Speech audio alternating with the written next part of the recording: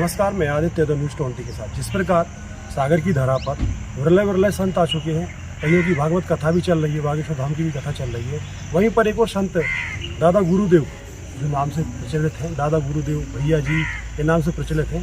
इस प्रकार SBN के कहने डायरेक्टर अनिल तिवारी जी ने एक अपने कहना चाहिए प्रेस वार्ता करके जानकारी दी थी कि 9 तारीख को दादा गुरुदेव आएंगे। तो 9 तारीख को स्वामी विवेकानंद कहना विश्वविद्यालय में दादा गुरुदेव आए, जिन्होंने प्रकृति पर कहना चाहिए काफ़ी सुंदर मैसेज दिया। प्रकृति के ही बस में है दुनिया और प्रकृति से ही कहना चाहिए विनाश है दुनिया का। कोरोना हो या कुछ भी हो, कोई बीमारी हो, पानी नहीं गिर रहा था, तब हमारे मध्य प्रदेश के शिवराज सिंह चौहान जी ने महाकाल यहाँ पर यज्ञ कराया, उससे पानी गिरा, प्रकृति मेहरबान हुई। चारी तरफ देख सकते हैं आप, प्रकृति का कहना चाहिए जो विनाश हो रहा है, क्षीण हो रहा है, धरती हो, पानी हो, कुछ भी हो, कहने के लिए तो बहुत कुछ है, संवाद है, हर चीज़ है। जिस प्रकार के दादा गुरुदेव ने समझाया एक वेद, संस्कृति और धर्म युद्ध के नाते कि भाई कृष्ण भगवान जी ने मिट्टी खाकर बहुत बड़ा कहना चाहिए विश्व दिखाया। राम है, कृष्ण है, परमहंस है, गुरुदेव है, धरा है, नील है, इन सब कर कराया मानव जाति, मानव कल्याण के लिए, आने वाली धरा और पीढ़ी के लिए निकला है एक एक शब्द सत्य और सनातन के लिए। वो दादा गुरुदेव की जानकारी निकाली तो हमें मालूम हुआ यह कहना चाहिए जबलपुर के पाटन तेंदुलकर पाटन से रहने वाले हैं, एक कुटुंबकम वसुदेव परिवार के रहने वाले हैं। उन्हीं में से विरला विरला संत होते हैं, पर इन्हें कहना चाहिए अपनी पूरी त्याग तपस्या पूरी एक या यदुवंश परिवार से आते हैं, ये भी बड़ी बात है। और उसके साथ साथ धुना वाले गुरु के यथार्थ सत्य निकला, उनका जो जीवन समर्पित रहा और जीवन में जो इन्हें कहने विरला से विरला कहना चाहिए जो एक सत्य और योग और ब्रह्मांड 2 से 3-4 घंटे उनके जो 1-to-1 वक्तव्य हुआ, उसमें उन्होंने एक बूंद भी पानी नहीं लिया, वरना हर किसी की एनर्जी डाउन हो जाती है, बोलते बोलते कंठ सूख जाता है। पर यहाँ तनक भी कहना कोई संदेह निसंदेह नहीं रहा। ये बहुत बड़ी बात है और मानव जीवन के लिए, मानव कल्याण के लिए उन्हें अपनी कहना चाहिए पूरी आयु जीवन दे दिया। तो यह सबसे बड़ा विषय है। चलिए ले चलते हैं हम आपको दादा गुरुदेव की तरफ, जो उन्होंने अपने सत्य से वाक़ई परिचय कराया। अलग ना जोड़े, ये तो इनसे अस्तित्व है हमारे जीवन का, हमारे धर्म का, पहचान है। और गौवंश जो है हमारा मेरुदंड है। यदि हम बोले कि शरीर के अंदर से मेरुदंड की जो भूमिका होती है शरीर में, वैसे ही गौवंश की है और वैसे ही इन नदियों की है।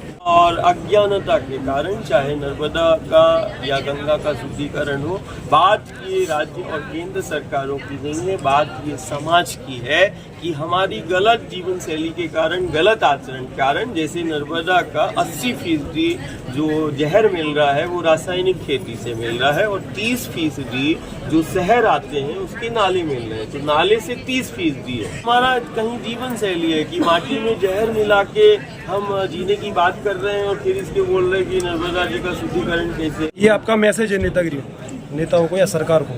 सरकार को, समाज को, सभी को है कि कहीं ना कहीं हमें मिलकर प्रयास करना होंगे और जो गलत जीवन शैली हमने अपनाई है अपने जीवन और व्यवस्था की, उन गलत और अपने गांव नगर में आई विसंगति और विकृतियों को समाप्त करना पड़ेगा। हमें प्रवृत्ति से मुक्त हो जाएंगे तब एक ही स्थान पर गंगा मैया, यमुना मैया, नर्मदा मैया का वो एहसास होता है। और नौरादेई अभ्यारण्य जो बुंदेलखंड का है वो राष्ट्र का कहते ना प्राण शक्ति देने का संचार करता है। जैसे शरीर में फेफड़े की भूमिका होती है, उसी प्रकार से वो नौरादेई अभ्यारण्य है।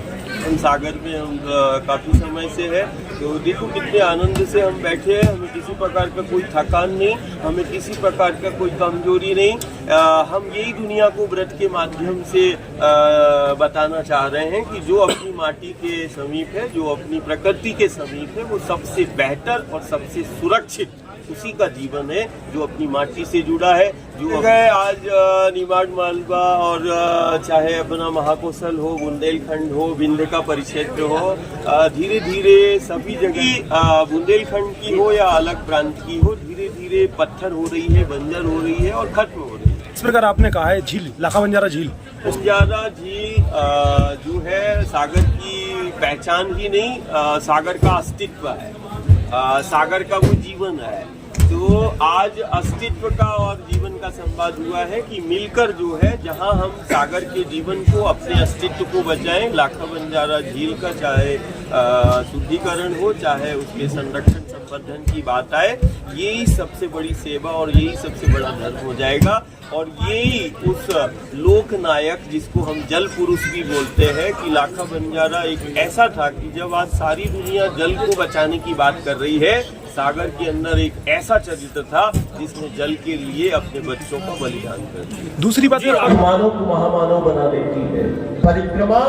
जीव को जागृत अवस्था में लाने का जागृत व्यक्ति ही कुछ कर सकता है, सुप्त अवस्था वाला नहीं।